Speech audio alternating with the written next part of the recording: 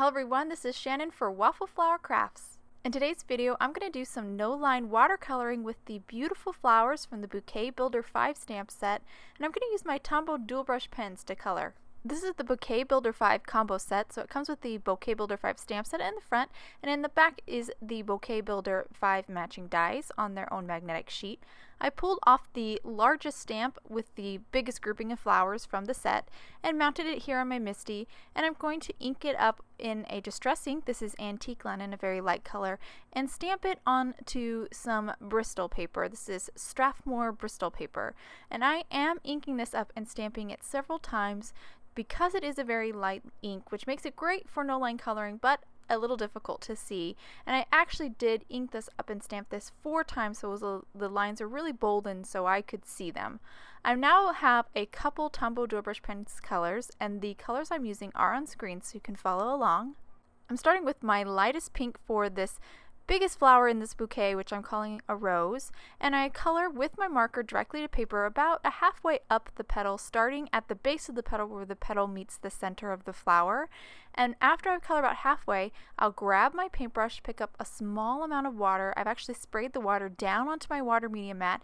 That way I can just pick up a small droplet of water and then use that damp brush to activate that ink from the marker and color, like stretch that ink over the petal, and that creates a nice gradation on the petal. Now it's a little soft and not quite as bold and vibrant as I wanted, so I have a darker color here, a kind of a medium color, and again the color's on screen so you can follow along. I believe this is 885, and again starting at the base of the petal, coloring about halfway again, maybe a little less this time, and then with my damp brush I'll blend out that color and stretch it out a little bit.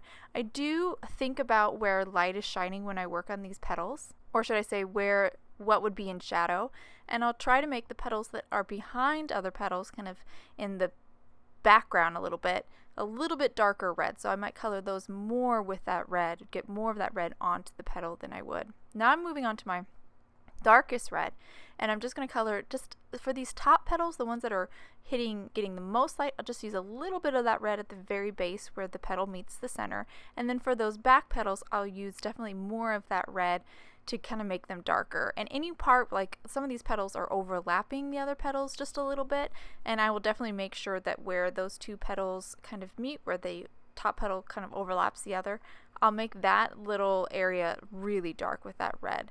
Now I'm going to do the center here. I have 3 really light kind of yellow colors picked out. The center was really simple. I just kind of colored it with my lightest, blended out a little bit, took a little darker yellow, made that the very center, and then added some details with kind of an orange color, just some little dots to kind of make that orange. And that actually finishes my rose, and I will repeat that coloring process for the other rose, but I decided to go ahead and move on to, I believe this is a sweet pea flower, and I'm coloring it kind of purple here. I'm again starting with my lightest purple, and again at the base of the petal, kind of where the petal meets the center of the flower, and then I blended it out with that damp brush. You can see I also scribbled some of that light color onto my mat and picked it up. I do that sometimes when the color doesn't seem to stretch as far as I want it to, or is not as bold as I'd like it to be. I'll pick up color from the mat and then apply it onto my paper. So that's another way to kind of color with these Tombow dual brush pens. You don't always have to color with the marker directly to paper and then blend out. You can also kind of get that ink onto your mat and pick it up. That's why I really love using the mat with these Tombow dual brush pens. And I did finish those sweet pea flowers up with kind of a maroony purple color and kind of added some warmness to those petals, and that color was a bit darker than that light purple. I'm now moving on to these berries. I first colored the whole berry with a yellow, and now I'm just blending that yellow out a little bit, just kind of softening a little. Then I have a darker yellow here, and I'm just adding a shadow to the bottom side of the kind of spear of the berry, and then I will again, after I get that down, I'll grab my damp brush and kind of soften the transition between that yellow and that darker yellow, and that will actually finish up my berries. Just use 2 colors for them, pretty simple, and it goes really fast, and that little shadow will really kind of create that look of roundness. I'm now going to move on to some leaves. or rather leaves and stems of the sweet pea flowers, or whatever I decide is, I think is part of the sweet pea flowers. So I actually colored the whole stem and a portion of the leaf with this light minty green. I then scribbled a little bit of that green down onto the mat because this is such a light color. It's harder to get these lighter colors to kind of stretch a large area like that big leaf on this sweet pea stem. And so I picked it up and kind of blended it over that leaf. Now I've grabbed a darker color and applied a small amount to the base of the leaf and a little bit even to this stem, and this is going to just provide that like shadow and really make that leaf look a little bit curved and add some nice shadow or contrast on that stem as well. And I did as well scribble that darker green down onto my mat, and I'm picking it up here to kind of blend it out to help that transition over the leaf be a little bit more smooth. And I repeated that process for all of the sweet pea leaves and stems. And now moving on to a different grouping of leaves. I decided I didn't want all the leaves to be the same colors. So for these leaves, I'm using a different combo of green. I started with 126, which is kind of like an olivey green, and I colored the stem and the leaf again just in the same manner I colored the sweet pea leaves with the lighter color. I colored a whole stem and then the base of the leaf with that lighter color and then blended it out. And then I moved to a darker color, and actually for this darker color decided that I would just scribble it down onto the mat and then pick it up and add it to my leaves and stems. This dark color is really kind of dark, and I would have lost all of that olivey color, and I didn't want to have these leaves be so dark, so that's why I chose to scribble it onto the mat and then pick it up, because I can really be more careful about how much of that color is applied to the leaf. This is definitely the more it's a slower way, but it's definitely the more cautious way to kind of color in your leaves.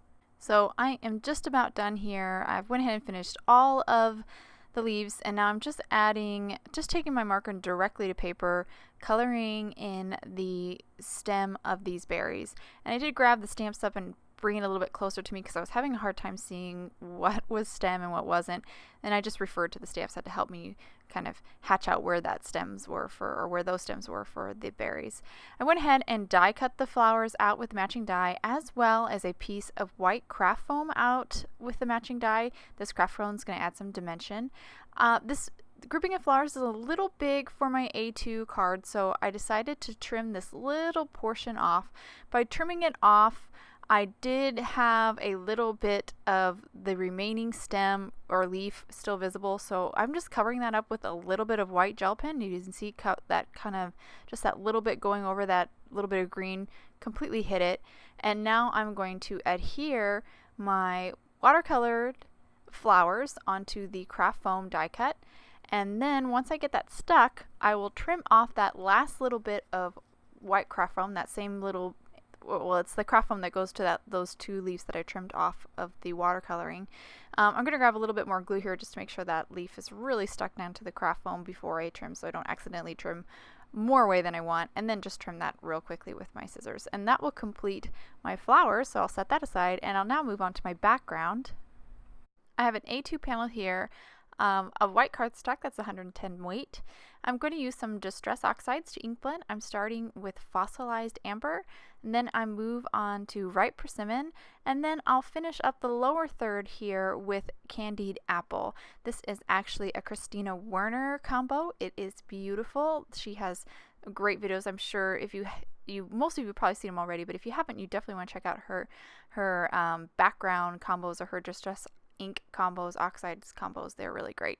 So I just quickly blended that with my mini ink blending tools, and then I dried it completely because I'm now going to do some heat embossing on this, and I don't want that embossing powder to stick to that thoroughly ink blended background, so I did dry it first with my heat gun.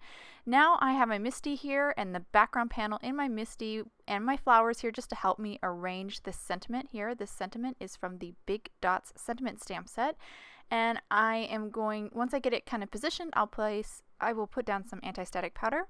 Then I will grab my Versamark ink up my sentiment, and then stamp it, and then I am going to put on some gold embossing powder, tap off the excess, and then I will heat set this with my heat gun.